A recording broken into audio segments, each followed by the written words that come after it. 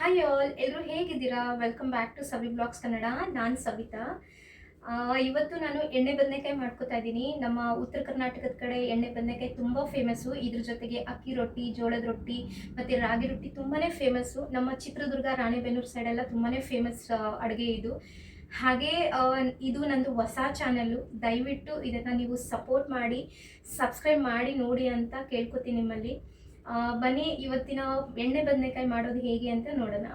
ಎಣ್ಣೆ ಬದನೆಕಾಯಿ ಮಾಡೋದಕ್ಕೆ ಸ್ವಲ್ಪ ಮಸಾಲೆನೂ ಕೂಡ ಹುರ್ಕೋಬೇಕು. ಹಾಗಾಗಿ ಇದನ್ನು ಇಟ್ಕೊಂಡಿದ್ದೀನಿ. 2 ಸ್ಪೂನು ಧನಿಯಾಕಾಳು ಬೀಜ, 2 ಏಲಕ್ಕಿ, ಚಕ್ಕೆ, ಮೆಣಸು, ಜೀರಿಗೆ, ಲವಂಗ, ಗಸಗಸೆ ಮತ್ತು ಬಿಳಿ ಎಳ್ಳು. ಬಿಳಿ ಎಳ್ಳು ಇಲ್ಲ ಅಂದರೆ ಕರಿ ಎಳ್ಳು ತೊಗೋಬೋದು. ಹಾಗೆ ಒಂದು 2ರಿಂದ 3 ಸ್ಪೂನು ಕಡಲೆಕಾಯಿ ಬೀಜ, ಅರ್ಧ kg ಬದನೆಕಾಯಿ ತೊಗೊಂಡಿದ್ದೀನಿ. ಅದನ್ನು ತೊಳೆದು ನೀಟಾಗಿ ಒರೆಸಿಟ್ಕೊಂಡಿದ್ದೀನಿ. ಅದರ ಮೇಲೆ ನೀರೇನು ಇರಬಾರ್ದು. ಹಾಗೆ ಯಾಕಂದರೆ ಎಣ್ಣೆಲಿ ಹಾಕಿದಾಗ ಅದು ಸಿಡಿಯುತ್ತೆ. ಹಾಗಾಗಿ ನೀಟಾಗಿ ಒರೆಸಿ ಇಟ್ಕೋಬೇಕು. ಹಾಗೆ ಇವಾಗ ಒಂದು ಪ್ಯಾನ್ ತಗೊಂಡು ಮಸಾಲೆನೂ ಹುರ್ಕೋತಾ ಇದ್ದೀನಿ. ಇದಕ್ಕೆ ಕೊಬ್ಬರಿನೂ ಕೂಡ ಹುರ್ಕೋಬಹುದು. ಕೊಬ್ಬರಿ ಹುರ್ಕೊಂಡು ಹಾಕೊಂಡ್ರೆ ಇನ್ನೂ ಚೆನ್ನಾಗಿರುತ್ತೆ. ಮನೇಲಿ ಕೊಬ್ಬರಿ ಖಾಲಿ ಆಗಿತ್ತು, ಹಾಗಾಗಿ ಕೊಬ್ಬರಿ ಏನು ಹುರ್ಕೊಂಡಿಲ್ಲ ನಾನು. ಚಟ್ನಿ ರುಬ್ಬೇಕಾದ್ರೆ ಗೋಡಂಬಿನೂ ಕೂಡ ಹಾಕೋತಾರೆ. ನಮ್ಮ ಮನೇಲಿ ಗೋಡಂಬಿನೂ ಇಲ್ಲದೆ ಇರೋ ಕಾರಣಕ್ಕೆ ಮನೇಲಿ ಏನಿದೆಯೋ ಅದನ್ನೇ ಬಳಸ್ಕೊಂಡು ನಾನು ಇವತ್ತು ಎಣ್ಣೆ ಬದನೆಕಾಯಿ ಮಾಡ್ಕೋತಾ ಇದ್ದೀನಿ. ಹಾಗೆ ಇಲ್ಲಿ ದೊಡ್ಡದೊಂದು ಈರುಳ್ಳಿ ಕಟ್ ಮಾಡ್ಕೋತಾ ಇದ್ದೀನಿ.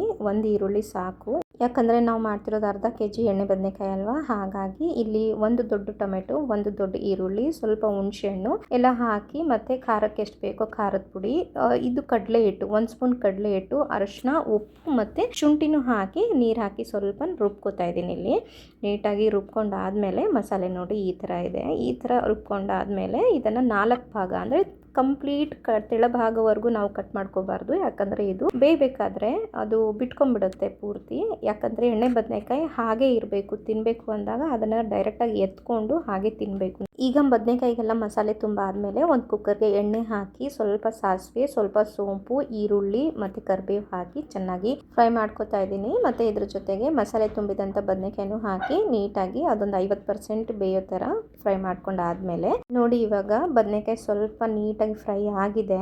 ಇವಾಗ ರುಬ್ಕೊಂಡಿದ್ದಂಥ ಮಸಾಲೆನೂ ಕೂಡ ಹಾಕಿ ಇದನ್ನು ಚೆನ್ನಾಗಿ ಒಂದು ಕಡೆಯಿಂದ ಬೆರೆಸ್ಕೊಳ್ತಾ ಇದ್ದೀನಿ. ಯಾಕಂದರೆ ಮಸಾಲೆ ಚೆನ್ನಾಗಿ ಹಿಡೀಲಿ ಬದನೆಕಾಯಿಗೆಲ್ಲ ಅಂತ.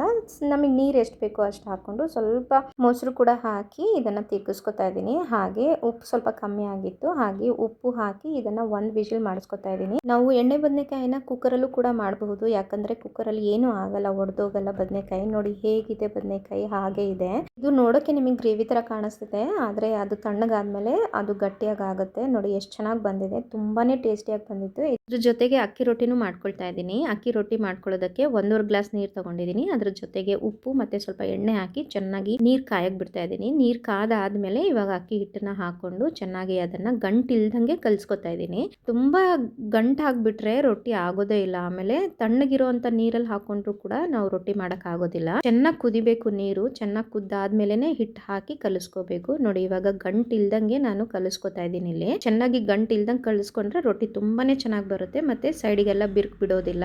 ಇವಾಗ ಇದು ಚೆನ್ನಾಗಿ ನಾದಿದೆ. ಇವಾಗ ಮತ್ತು ಇನ್ನೊಂದ್ಸಲ ಕೆಳಗಿಳಿಸ್ಕೊಂಡು ಇವಾಗ ಬಿಸಿ ಇರೋಗ್ಲೇ ಇನ್ನೊಂದ್ಸಲ ನಾದ್ಕೊಂಡು ಅದನ್ನು ಮುಚ್ಚಿಡ್ತಾ ಇದ್ದೀನಿ. ಇವಾಗ ನಾದಿರೋ ಹಿಟ್ಟನ್ನು ತಗೊಂಡು ಇವಾಗ ರೊಟ್ಟಿ ಮಾಡೋಕ್ಕೆ ಉಂಡೆ ಮಾಡ್ಕೊಳ್ತಾ ಇದ್ದೀನಿ. ಉಂಡೆ ಮಾಡ್ಕೊಳ್ಳೋದು ನೋಡಿ, ಉಂಡೆ ಮಾಡಬೇಕಾದ್ರೇ ಗೊತ್ತಾಗ್ಬಿಡುತ್ತೆ ಹಿಟ್ಟು ಬಿರುಕು ಬಿಡುತ್ತಾ ಇಲ್ವಾ ಅಂತ. ಅಷ್ಟು ಚೆನ್ನಾಗಿ ನಾದ್ಕೊಂಡಷ್ಟು ನಾವು ರೊಟ್ಟಿನ ಚೆನ್ನಾಗಿ ಮಾಡ್ಕೋಬಹುದು. ಹಾಗೆ ಇವಾಗ ನಾನು ರೊಟ್ಟಿ ತೀಡ್ಕೋತಾ ಇದ್ದೀನಿ. ನೋಡಿ ತೀಡ್ಕೊಳ್ಬೇಕಾದ್ರೆ ಎಲ್ಲೂ ಸೈಡಲ್ಲಿ ಬಿರುಕು ಬಿಡ್ತಾ ಇಲ್ಲ. ಈ ರೊಟ್ಟಿ ಮಾಡ್ತಾ ಮಾಡ್ತಾನೆ ಸೈಡಲ್ಲಿ ಕಾವಲಿನೂ ಕೂಡ ಕಾಯಕ್ಕಿಟ್ಟಿದ್ದೆ. ಕಾವಲಿ ಕಾದಿದೆ. ಇವಾಗ ರೊಟ್ಟಿ ಹಾಕ್ತಾ ಇದ್ದೀನಿ. ಅದ್ರ ಜೊತೆಗೆ ನಾನು ನೀರು ಹಾಕೊಳ್ತಾ ಇದ್ದೀನಿ. ಇದು ಎಣ್ಣೆ ಅಲ್ಲ, ನೀರು ಹಾಕೊಳ್ತಾ ಇದ್ದೀನಿ. ನೀರು ಹಾಕಿದ್ಮೇಲೆ ಒಂದು ಕಡೆ ಅದು ಚೆನ್ನಾಗಿ ಬೆಂದ ಮೇಲೆ ಮತ್ತೆ ತಿರುಗಿಸ್ಕಿಟ್ಕೋತಾ ಇದ್ದೀನಿ. ಹಾಗೆ ರೊಟ್ಟಿ ತುಂಬಾನೇ ಚೆನ್ನಾಗಿ ಉಬ್ಬಿ ಬಂತು. ನೋಡಿ ಅದು ತುಂಬಾ ಬೆಳಕಿರೋದ್ರಿಂದ ಕಾಣಿಸಿಲ್ಲ. ಹಾಗೆ ರೊಟ್ಟಿನೂ ಆಯಿತು, ಅದನ್ನ ಎತ್ತಿಟ್ಕೊಂಡೆ. ಇವತ್ತಿನ ಅಡುಗೆ ಹೇಗೆ ಬಂತು ಅಂತ ಕಮೆಂಟ್ ಮೂಲಕ ತಿಳಿಸಿ. ಮನೇಲಿರುವಂಥ ಪದಾರ್ಥಗಳನ್ನೇ ಬಳಸ್ಕೊಂಡು ಇವತ್ತು ಕುಕ್ಕರಲ್ಲಿ ಎಣ್ಣೆ ಬದನೆಕಾಯಿ ಮಾಡೋದು ತೋರಿಸಿದ್ದೀನಿ. ಇವತ್ತಿನ ಈ ಉತ್ತರ ಕರ್ನಾಟಕ ಶೈಲಿಯ ಅಡುಗೆ ನಿಮ್ಗೆ ಇಷ್ಟ ಆಗಿರುತ್ತೆ ಅನ್ಕೊಂಡಿದ್ದೀನಿ. ಇದ್ರ ಜೊತೆಗೆ ಇವತ್ತು ಮಜ್ಜಿಗೆ ಮೆಣಸಿನಕಾಯಿ, ಈರುಳ್ಳಿನೂ ಕೂಡ ಇಟ್ಕೊಂಡು ಊಟ ಮಾಡಿದ್ದಾಯ್ತು. ಇವತ್ತಿನ ವಿಡಿಯೋ ಕೂಡ ಇಲ್ಲಿಗೆ ಎಂಡ್ ಮಾಡ್ತಾ ಇದ್ದೀನಿ. ಇನ್ನು ಯಾರು ನನ್ನ ಚಾನೆಲ್ನ ಸಬ್ಸ್ಕ್ರೈಬ್ ಮಾಡದೆ ನೋಡ್ತಾ ಇದ್ದೀರಾ, ದಯವಿಟ್ಟು ಸಬ್ಸ್ಕ್ರೈಬ್ ಮಾಡಿ ನೋಡಿ ಆಯ್ತಾ.